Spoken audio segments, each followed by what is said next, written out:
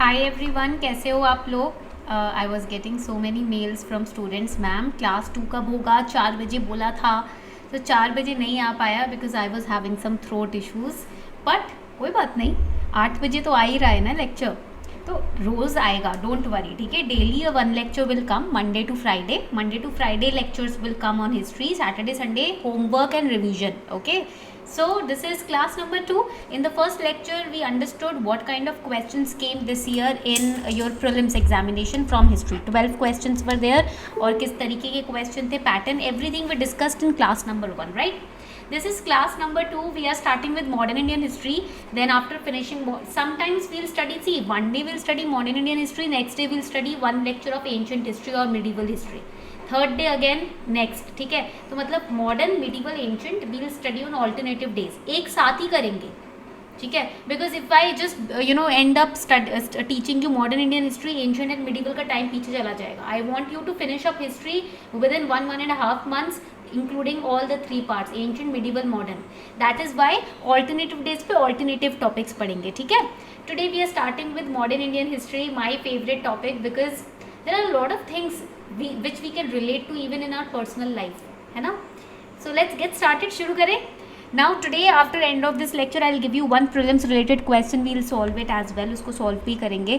And you need to have enrollment in Shaktiman to better use, to take advantage of this particular batch. Take your enrollment on Shaktiman. The link is given below in the description box and the code is, you all know it, Arpita04 is the code. ठीक है, आप अगर enrollment Shaktimaan का लेते हो तो whatever mains related questions we'll practice, you will be in a position to get them evaluated so that you can track your progress, how much you are understanding and how much you are able to write. आप अपनी progress को track कर सको, monitor कर सको, इसीलिए शक्तिमान की इस बैच के साथ ज़रूरत है. And with my code Arpita04 you can easily get 50% discount and 2 months access. मेरे कोड को यूज़ करके आपको 2 महीने का एक्सेस मिलेगा, 50% ऑफ मिलेगा, यानी कि 1000 रुपये में, 999 रुपीज़ में आप अपना यूपीएससी की तैयारी एकदम किक स्टार्ट कर सकते हो डिसिप्लिन के साथ. We are adding so many features on Shaktiman, answer evaluation in 30 seconds, feedback, model answer, daily PYQ practice. You don't even have to purchase any test series, you don't have to purchase any PYQ from the market, everything will be there on Shaktiman. और वो सब मैं add कर रही हूँ, अलग से कुछ नहीं हो रहा. Shaktimaan is basically me in disguise. I am training Shaktimaan every day, हर दिन मैं ट्रेन कर रही हूँ शक्तिमान को. ठीक है, आप ही लोगों के बेटरमेंट के लिए, so that by the end of November we are in a position to finish up our syllabus. Let's get started. The link is given below. ये जो लिंक है ना डिस्क्रिप्शन बॉक्स में दिया हुआ है. PDF of this lecture will be uploaded on my Telegram group. The link is again given below. ये रहा आपका डिस्क्रिप्शन में link. So I am using IGNOU material for these batches, spectrum book and NCERTs. तो मतलब कोई भी ऐसा area नहीं है जो मैंने टच ना किया हो.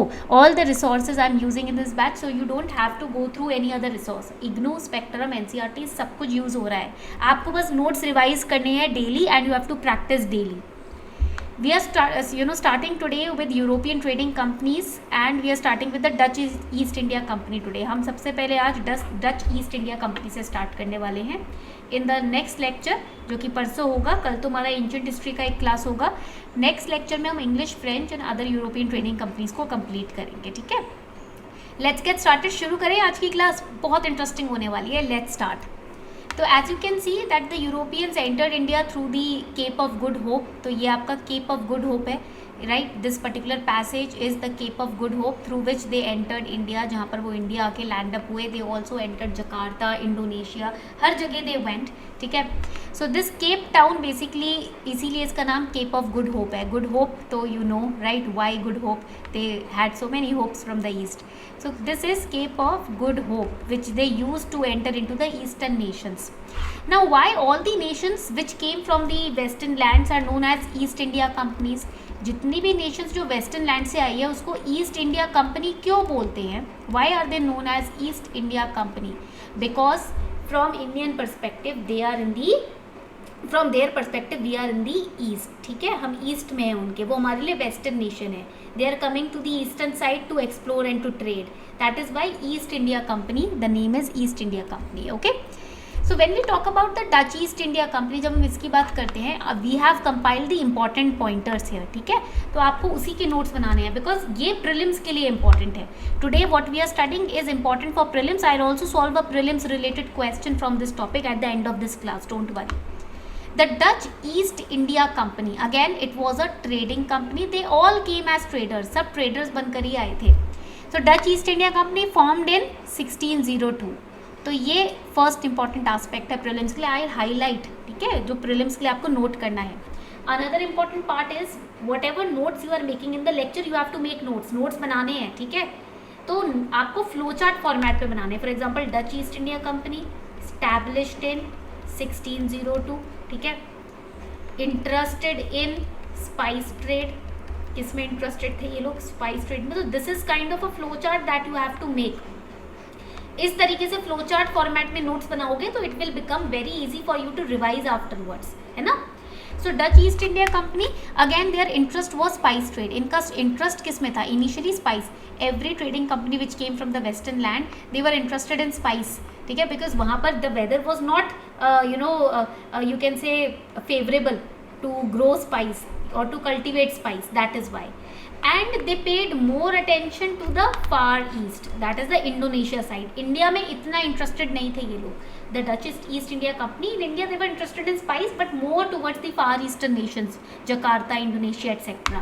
India was just a trading depot for them. Whatever they used to trade from Jakarta, Indonesia, यहाँ पर इनका एक डॉक बनाया हुआ था इंडिया में, कोस्टल रीजन में, just to load and unload. That is it. They had no special interest in India. India में कोई इनका special interest नहीं था.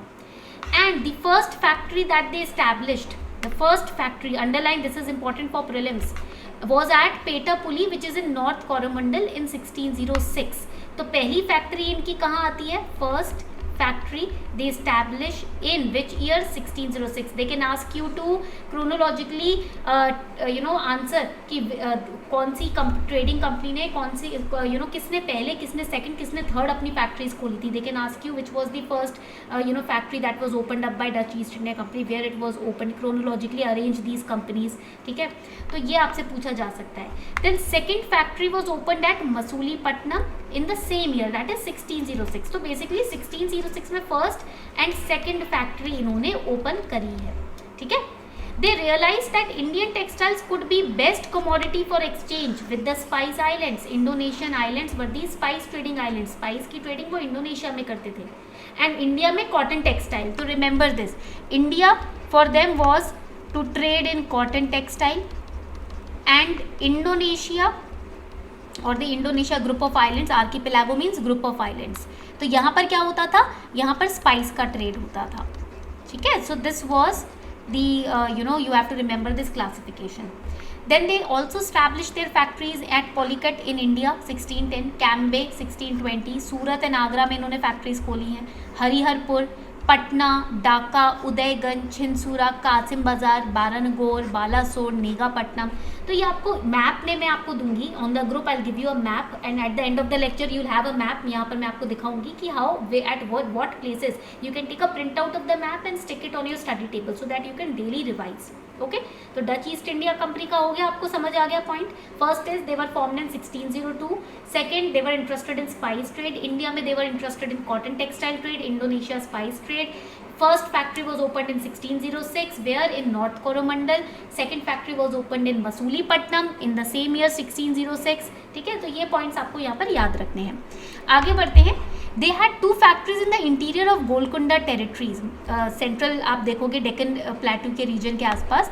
तो गोलकुंडा टेरिटरीज में first at Nagalavancha and other at Golconda there were two factories. This Nagalavancha factory it was established in the year 1670. ये 1670 में इन्होंने स्टैब्लिश किया था, ठीक है. ये पॉइंट आपको याद रखना है. But because of some political unrest there the citizens were not happy with the Dutch establishing their factories. They had to close it down. तो 10 साल बाद, ऑलमोस्ट एक डेकेड के बाद इन्होंने फैक्ट्रीज बंद कर दी थी, ठीक है. तो ये आपको पॉइंट याद रखना है कि yes in India Dutch East India Company at some places open factories but they also withdrew from there. They also close the factory because of political unrest, not because of some external disturbance but because of internal political unrest, ठीक है. यहाँ तक आपको point याद रखना है कि political unrest was also one of the reasons why Dutch closed up their several of their factories, कुछ फैक्ट्रीज इन्होंने बंद कर दी थी पॉलिटिकल इंटरेस्ट के अनरेस्ट की वजह से. Second was because of the rise of the English. ठीक है, ये पॉइंट आपको याद रखना है. The Britishers they were thinking कि the Dutch is rising in power, they are trading in Indonesia also, they are trading in India also. So यहाँ पर आपको पॉइंट याद रखना है कि the Britishers, the English company managed to eradicate Dutch from India.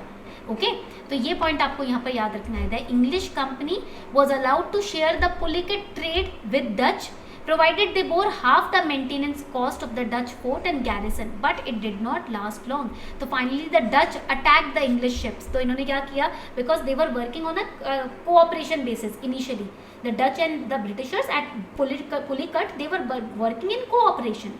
But हुआ क्या कि later on the Dutch did not understand and did not like the interference of Britishers into their administration, and that is why the Dutch attacked the British ships at Surat and Bombay. They captured their settlements, and that is why finally क्या होता है कि Britishers they engaged in war with Dutch, and trade war की वजह से finally Dutch are eradicated by the Britishers. Okay तो यहाँ पर हम देखेंगे यूरोपियन सेटलमेंट्स में, तो ये जो है ये फ्लैग है डच का. So here you can see I have in the map highlighted कि where the Dutch establishment was establish, factories कहाँ कहाँ खोली गई थी. ये मैप का प्रिंट आउट ज़रूर निकालना. ठीक है, let us solve one question. With reference to Indian history, consider the following statements. The Dutch established their factories, warehouses on the east coast on lands granted to them by Gajapati rulers. Alfonso de Albuquerque captured Goa from Bijapur Sultanate. English East India Company established factory at Madras on a plot of land leased from a representative of Vijayanagar Empire. Representative. So which option is correct? फटाफट से एक idea लगाओ, जल्दी से idea लगाओ. Yes, so correct answer here is option B, 2 and 3. 2 and 3 statements are correct. Now देखो इधर आप देखोगे कि representative, some students marked it incorrectly. Why? Because they thought Vijayanagar Empire was not even existing at that time. But they are not saying Vijayanagar Empire gave it on lease to them. It was a representative.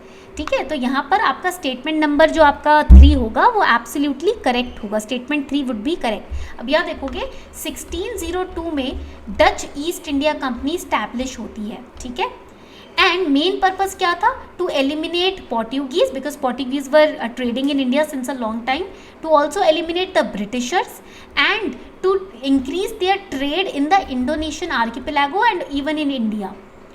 इनकी factory Masulipatnam में, सूरत में and Bimlipatnam, Karaikal, Pulicat में establish हुई थी.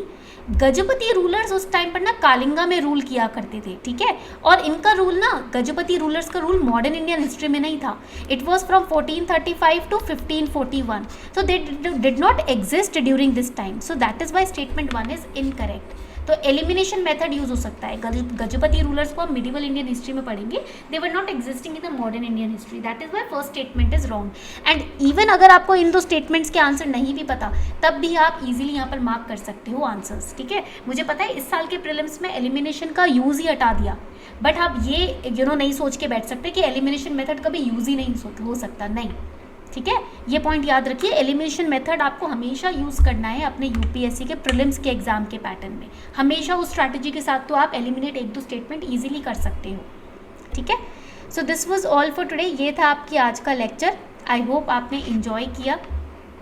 Also I will show you some very important aspects. मैं आपको यहाँ पर बहुत इंपॉर्टेंट आस्पेक्ट्स कुछ शो करती हूँ. ठीक है, शक्तिमान के. Book No Broker Home Painting and get your rental home painted by professionals starting ₹4,500. Just give me a second. Ad हटता है. Now here you can see Shaktimaan अगर आप इनरोल करते हैं विद माई बैचेस, तो यहाँ पर आप अपने मेंस आंसर्स को इवेल्युएट करा सकते हो सिर्फ और सिर्फ 30 सेकेंड में विद स्कोर्स एंड फीडबैक. तो देखो 30 सेकेंड में Shaktiman, that is our mirror image, they are evaluating your answer. Now for example आपने ना आज let's say modern Indian history में कुछ पढ़ा है, डच ईस्ट इंडिया कंपनी के बारे में पढ़ा है. You can ask Shaktimaan, can you ask me MCQs on modern Indian history, and Shaktimaan will ask you MCQs. Modern Indian history में भी ऑल्सो यू कैन स्पेसिफाई कि I have studied about Dutch today, can you ask me question on Dutch East India company. They will ask you question including PYQs on Shaktimaan. And Shaktimaan will monitor your progress, तो आपको आपकी ना progress reports भी मिलेगी daily कि आपने आज कितना पढ़ा, कितनी देर पढ़ा, आपके कौन से strength areas, weak areas, and out of the batch out of all the students who are enrolled on Shaktiman, what is your ranking, that also you will get on Shaktiman. Daily discipline आप अपने टारगेट सेट करके भी यहाँ शक्तिमान पर maintain कर सकते हो।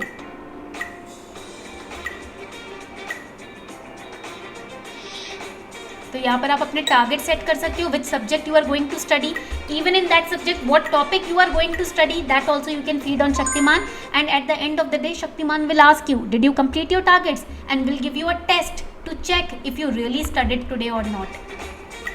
तो आप अपना कैलेंडर भी मैनेज कर सकते हो शक्तिमान की मदद से, इंक्लूडिंग करंट अफेयर्स।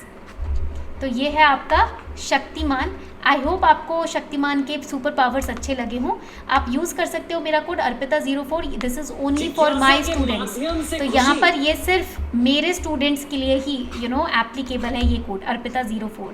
तो you can use this code, 50% discount इस पर आपको मिलेगा स्ट्रेट अवे, और यहाँ तक कि 2 months का एक्सेस भी मिलेगा शक्तिमान पे, because I am providing 1-on-1 personal mentorship. Vimal sir is providing 1-on-1 personal mentorship, and we have a separate Telegram batch also, wherein you are given daily task to complete, daily targets, daily mains based questions which we evaluate personally. आपके 1-on-1 personal mentoring session हर दिन होते हैं, हर बच्चे के individually. So you can enrol to Shaktiman, this is our platform, ये हमारा platform है आपको नवंबर तक सिलेबस कंप्लीट कराने में हेल्प करने के लिए।